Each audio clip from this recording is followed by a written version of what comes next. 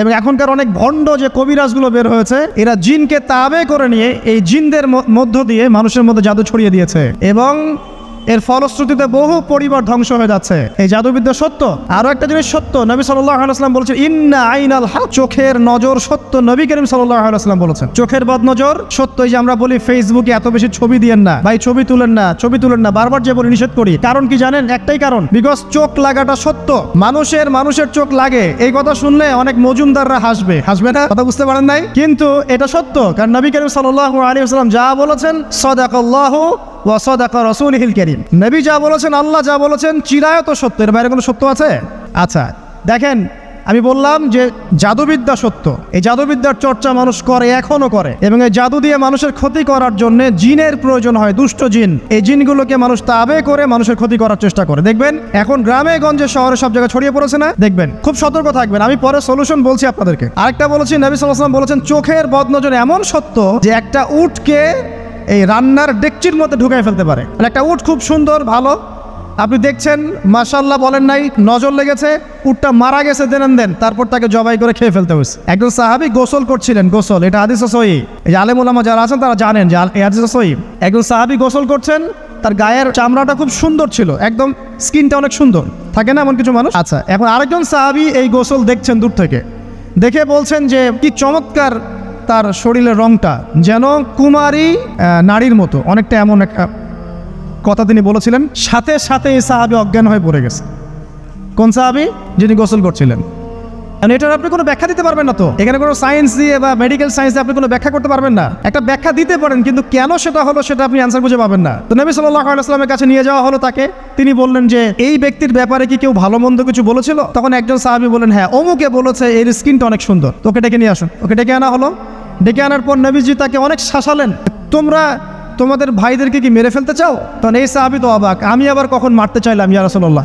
আমি তো মারতে চাই নাই, আমি তো খালি বলেছি যে তার গায়ের রংটা অনেক সুন্দর। তখন তিনি বললেন কেন তুমি সুবহানাল্লাহ বললে না, কেন তুমি মাশাআল্লাহ বললে না? যখন মাশাআল্লাহ বলবেন, সুবহানাল্লাহ বলবেন, নজরটা লাগবে না। আর যখন আপনি মাশাআল্লাহ বলবেন না, সুবহানাল্লাহ বলবেন না, দেখবেন নজর লেগে গেছে। আপনি বিশ্বাস করেন ব্যবসা খুব ভালো চলছে, মানুষ বললো যে বাহ তোর তো ব্যবসা হেভি, লালে লাল শাহজালাল, ঠিক আছে, দেখবেন আপনার কেনা বেচা বন্ধ হয়ে গেছে। এরকম হবে, আমার কথাটা বিশ্বাস করেন। এটা কিন্তু সায়েন্স প্রমাণ করতে পারবে না, আল্লাহ এবং তার রাসূল বলেছেন, তার উপরে কোনো সত্য নেই। আছে সূরা কাহফ 29 নম্বর আয়াত পড়ে দেখেন, আল্লাহ পাক বলছেন ওয়াকুলিল হাক্কু মির রাব্বিকুম, সত্য সেটাই যা তোমার রবের পক্ষ থেকে আসে। ফামান শাআ ফালইউমিন, যার ইচ্ছা হয় বিশ্বাস করুক, ওয়ামান শাআ ফালইয়াকফুর, যার ইচ্ছা হয় সে অস্বীকার করুক। এই কারণে আমরা বলি ফেসবুকে এত বেশি ছবি দেওয়া, এই আই ওয়াশ করা, এই যে শো ডাউন করা, হ্যাঁ, ইসলামের কিছু কাজ করলেন একদম মানুষকে না দেখাইতে পারলে ঘুম হচ্ছে না, এগুলো বন্ধ করেন, এগুলো বন্ধ করে দেন আল্লাহর ওয়াস্তে। অফলাইনে কাজ করেন, নিজেকে গোপন করার চেষ্টা করেন। যত বেশি মানুষের কাছে নিজেকে এক্সপোজ করবেন, কাজের বরকত কমে যাবে, চোখ লাগবে, নজর লাগবে। এবং চোখ লাগা বদ নজরে বহু আলেম আস্তে আস্তে মাঠ থেকে মাইনাস হয়ে গেছে না? যায় নাই? এখন কি আলেমদের সংখ্যা বেশি না কম? যত দিন যাবে আলেমের সংখ্যা আরো কমে যাবে। নবীজি বলেছেন আলেমদের সংখ্যা কমতে থাকবে, মানুষ জাহেলদেরকে আলেম বানিয়ে নেবে। তো প্রিয় ভাইরা, জাদুবিদ্যা সত্য, চোখের বদনজর সত্য, রাতের এই অনিষ্টগুলো সত্য, রাতের বেলা অনেক ক্ষতি আছে। এই জন্য নবীজি বলছেন বাচ্চাদেরকে বাইরে বের করো না, এবং তোমরাও রাত যখন গভীর হবে তখন এদিক ওদিক ঘোরাফেরা করো না। দেখবেন রাত যত গভীর হয় আমাদের শহরগুলো তত জীবিত হয়, তাই না? রাত যত গভীর হচ্ছে শহর তত জীবিত হয়। চায়ের দোকানে আড্ডা বেশি, ওই সিনেমা দেখছে, টিভি দেখছে, ক্যারাম খেলছে, লুডো খেলছে। ঘুম নাই। ঘুম কখন? ফজরের আগে। ফজরের নামাজ কিন্তু নাই, ফজরের ঠিক আগে, আবার ওই যে জোহরের নামাজের সঙ্গে উঠতেছে। এখন আমাকে বলেন এরকম জেনারেশনকে দিয়ে কি আসলে ইসলামের কোনো খেদমত হবে? আচ্ছা, নবীজি রাতের বেলা আর্লি ঘুমাতেন। আল্লাহ পাক আমাদের সবাইকে তাড়াতাড়ি ঘুমানোর তৌফিক দান করুন। হ্যাঁ, আপনি ইলম চর্চা করলে রাত জেগে থাকতে পারেন, আপনি যদি জ্ঞান চর্চা করেন রাত জাগতে পারেন, আপনি কোনো গবেষণা করছেন, নামাজ পড়ছেন বা কোরআন হিফজ করছেন, আপনি রাতের আর্লি উঠবেন, এটা আলাদা বিষয়। কমনভাবে আমাদের এই যে ফেসবুক, ইউটিউবিং ইত্যাদিতে আমরা লিপ্ত থাকি, সারা রাতটা কাটাই আড্ডাবাজি করে, এগুলো বন্ধ করতে হবে। এগুলো বন্ধ না করলে ফিজিক্যালি আমরা সুস্বাস্থ্যের অধিকারী হতে পারবো না। সারা দিনটা আমাদের একটা অলসতার ভাবে যাবে এবং দিনের বেলা কাজগুলো ব্যাহত হবে। এতে করে আমাদের উম্মার এই পুরো বড় যে তরুণ প্রজন্ম আছে, এদেরকে আপনি সম্পদে পরিণত করতে পারবেন না। তাই এই সিস্টেমটা চেঞ্জ করা দরকার। নবীজি রাতের বেলা এই সূরা বাকারার শেষে 3টা আয়াত তেলাওয়াত করতেন। আমরা করবো ইনশাআল্লাহ। আরেকটা আমল বলে দেই, নবী করিম সাল্লাল্লাহু আলাইহি ওয়াসাল্লাম রাতের বেলা সূরা মুলক তেলাওয়াত করতেন। কোন সূরা? এটা কোন সূরা? তাবারাকাল্লাযী বিয়াদিহিল মুলক। কয়টা আয়াত আছে? 30টা আয়াত আছে। নবীজি বলেছেন সাল্লাল্লাহু আলাইহি সাল্লাম যে এই সূরা আপনাকে কবরের আযাব থেকে বাঁচাবে ইনশাআল্লাহ।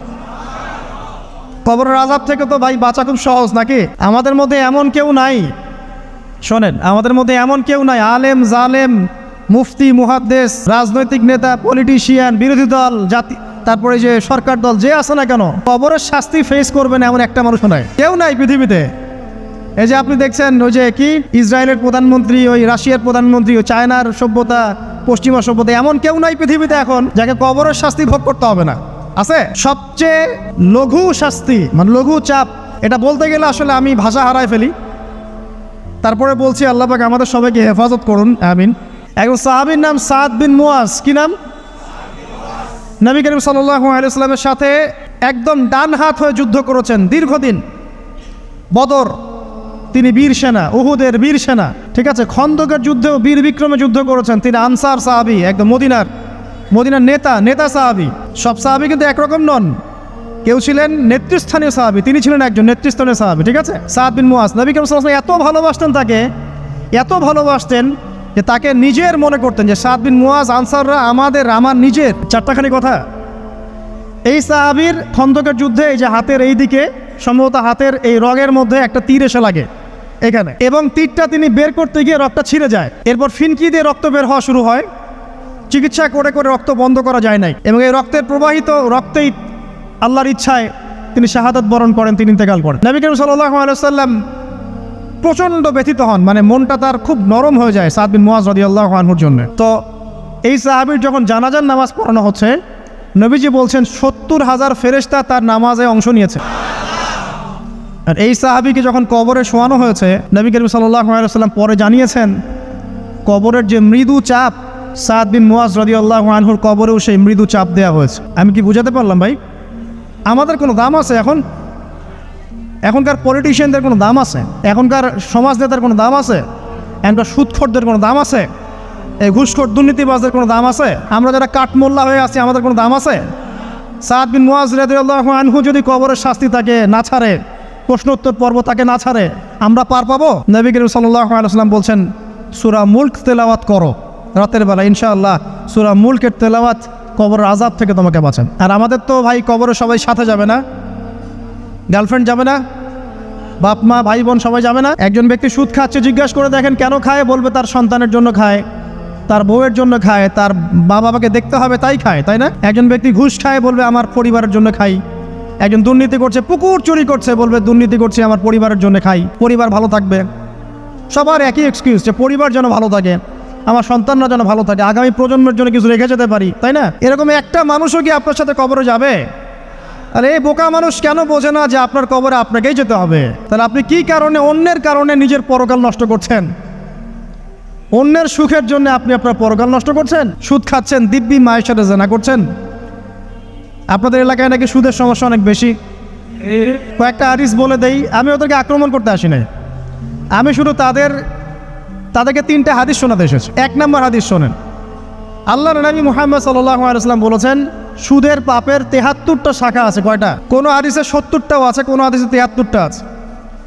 বলছেন যে সবচেয়ে নিচের শাখাটা হচ্ছে, সুদের পাপের সবচেয়ে নিচের শাখা হচ্ছে যে যেন কোনো ব্যক্তি তার মাকে রেপ করলো, তার মাকে ধর্ষণ করলো। 1 দিরহাম যে ব্যক্তি সুদ খায়, সহিহ বুখারীতে আরেকটা হাদিস এসেছে, সে যেন 36টা মেয়েকে ধর্ষণ করলো। আর আমি একটা কথা বানায় বলছি না, যদি বিশ্বাস না হয় কওমি মাদ্রাসা আছে, আলেম ওলামা আছে, গিয়ে বুখারী খুলতে বলেন, পড়তে বলেন, খালি একবার পড়তে বলেন, দেখেন যদি না থাকে তাহলে আমাকে এর সাথে থাপ্পড় দিয়ে দেয়। যদি না থাকে হাদিস এটা, তাহলে আমার গালে একটা থাপ্পড় দিয়ে যায়। আর যদি থাকে তাহলে আল্লাহর রাস্তায় সুদ খাওয়া ছেড়ে দেন। কোনটা করবেন? চ্যালেঞ্জ করবেন? নবীজি বলেছেন 1টা দিরহাম যে ব্যক্তি সুদ খায়, দিরহাম মানে কি? রৌপ্য মুদ্রা। এটা এখন দেখতে পারবেন না, জাদুঘরে আছে।